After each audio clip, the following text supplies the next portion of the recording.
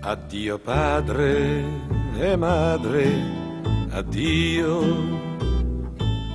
che per la guerra mi tocca di partir. Ma che fu triste il mio destino, che per l'Italia mi tocca di morire.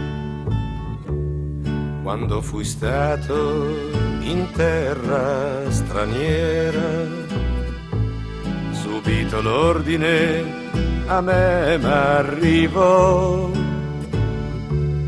Mi dan l'assalto, la baionetta in canna, addirittura un macello diventò. E fui ferito con una palla al petto. I miei compagni li vedo a fuggire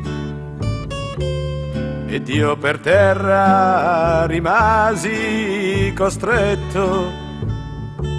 Mentre quel chiodo lo vedo avvenire. Fermati, o chiodo, che sto per morire. Pensa a una moglie che piange per me, ma quell'infame col cuore crudele, col suo pugnale morire mi fe. Voi altre mamme che soffrite tanto per allevare la bella gioventù.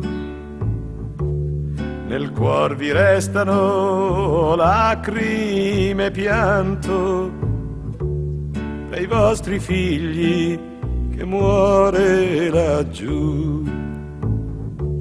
Sian maledetti quei giovani studenti che hanno studiato e la guerra han voluto, hanno gettato l'Italia nel lutto.